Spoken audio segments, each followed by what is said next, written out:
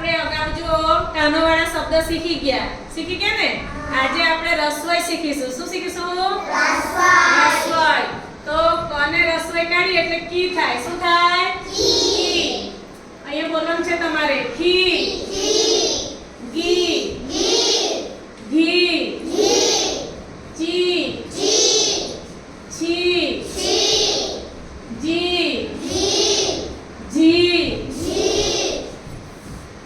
T, ઠી, D, ઢી, અણી, તી, થી, દી,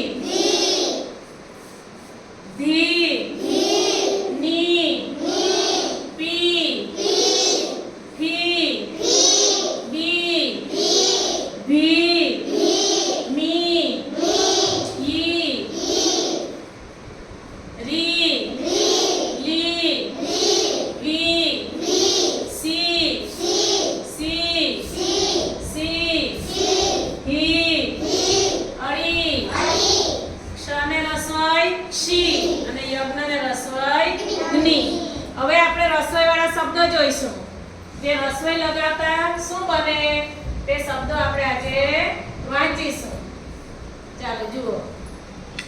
આ બધામાં રસોઈ લગાવેલી છે, બરાબર ને? રસોઈમાં ક અને આગળ પાંખડી કરવાની છે, એને રસોઈ કહેવાય. એટલે બને રસોઈ શું થાય? બી. અહીંયા આપણે શબ્દો વાંચવાના છે. બીના, પીના, શીખા, દિશા, શીલા, નીલા, મીસા, રિયા, હીના, વીલા, રિક્ષા, દીક્ષા.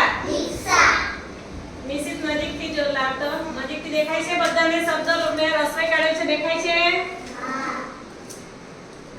નજીકથી જો. ચાલો અહીંયા જુઓ. કમાં આગળ રસોઈ કાઢેલી છે, બરાબર ને? તો વાંચવાનું શું વાંચાય?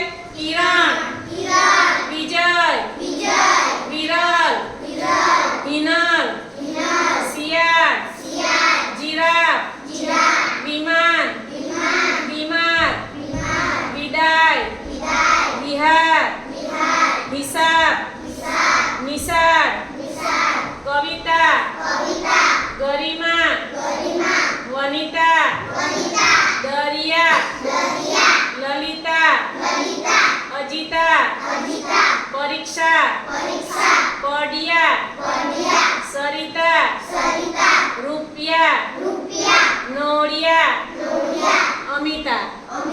ખ્યાલ આવી ગયો? આ છે રસોઈ